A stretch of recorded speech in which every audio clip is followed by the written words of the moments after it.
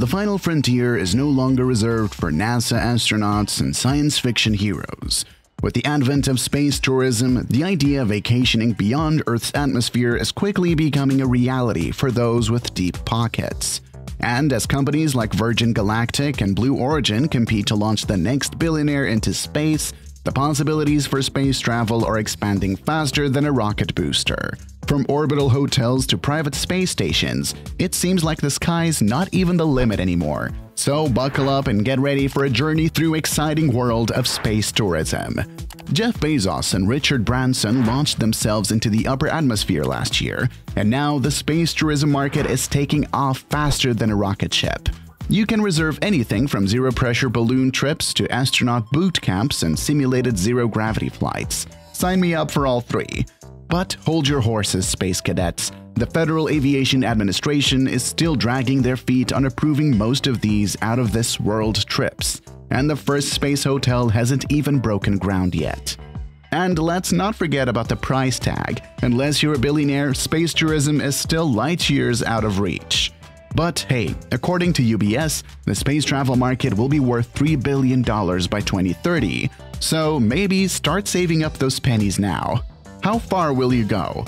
So what even qualifies as space travel these days? Is it 60 miles up in the sky where the Kármán line hangs out?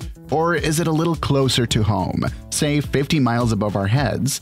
It seems like everyone has a different definition from the FAA to NASA. We're in the middle of the 21st century space race, and the possibilities are out of this world.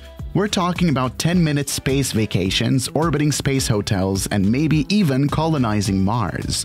And the best part? It's not just superpowers trying to flex their space muscles.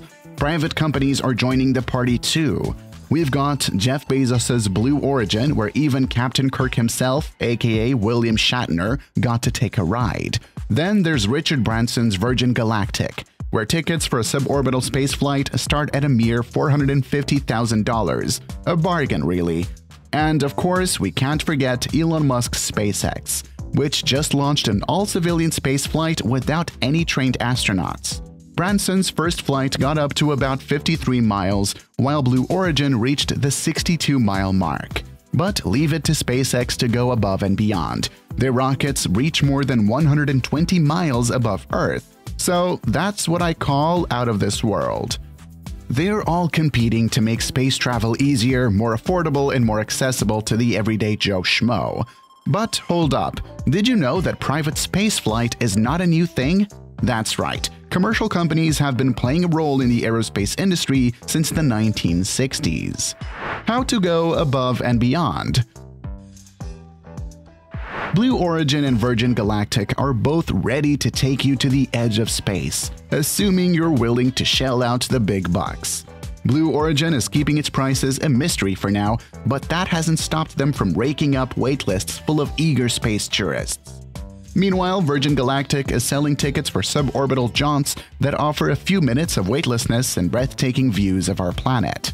SpaceX, on the other hand, is the Ferrari of the space travel world. Their flights to the cosmos are so expensive that they make Blue Origin and Virgin Galactic look like bargain basement deals. In fact, they're currently building a facility in Texas that's under review by the FAA. No doubt because it's so expensive, it needs special approval.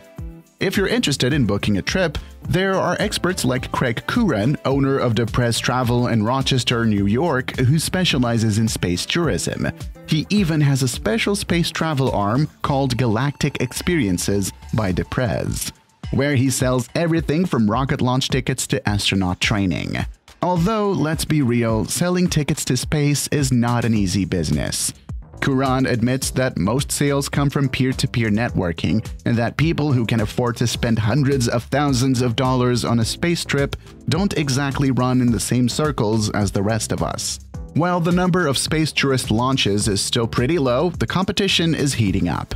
Virgin Galactic, the company that promises to take you to space and back in style, has delayed its commercial passenger service until 2023, leaving hopeful space tourists on the edge of their seats. But training programs are available to prepare you for your out-of-this-world adventure. Axiom Space has partnered with SpaceX to offer NASA-partnered training, while Virgin Galactic is building a training program with NASA for private astronauts. Are you ready to blast off into space, but don't want to go through the rigorous training that NASA astronauts endure? Look no further than Virgin Galactic, where the 3-hour trip includes being fitted to your very own Under Armour spacesuit and boots.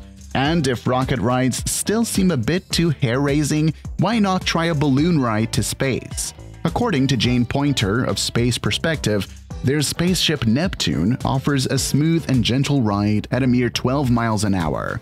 And at only $125,000 per person, it's a bargain compared to other space tourism options. But still, more than double the average American's yearly salary. The world of business. Battleface, the insurance company that provides travel insurance for the bold and the adventurous, have now launched a civilian space insurance plan. Whether you're planning to rocket off to space or take a more leisurely balloon ride, Battleface has got you covered in case things go south. The plan includes benefits such as accidental death and permanent disablement in space and is valid for operators like SpaceX, Blue Origin, and Virgin Galactic. So, in case you accidentally misplace your spacesuit during your zero-gravity somersaults, you can rest easy knowing you're protected. Although CEO Sasha Gainolin admits that they haven't had any takers yet since most space travels are high-net-worth individuals who probably have more money than sense. But for the regular Joes who dream of going to space, they might be inclined to get insurance soon. And let's face it, if you're traveling into the final frontier, a little insurance won't hurt. Because space travel isn't all sunshine and rainbows. Not only do rocket launches leave a massive carbon footprint, but even stratospheric balloon flights have their fair share of issues.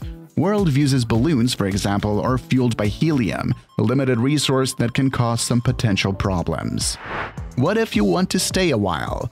In the future, space travel won't just be a quick joyride, it'll be an extended vacation destination. And why not? You'll get to enjoy the ultimate luxury, simulated gravity. Orbital Assembly Corporation, a manufacturing company with big dreams of colonizing space, is hard at work building the world's first space hotels. Imagine orbiting Earth in a ring-shaped hotel, Pioneer Station or Voyager Station, which promises to have villas, suites, a gym, restaurant, and a bar. It's like a floating all-inclusive resort, except you'll need a spacesuit instead of a swimming suit. And if that's not enough, Axiom Space is building the world's first private space station with Felipe Stark-designed accommodations. With all these space hotels and stations, who needs to travel to a crowded beach or a crowded city? In space, you'll get the ultimate in privacy and peace and quiet, and maybe even a glimpse of aliens. So, when are you booking to go up in space? Let us know in the comments.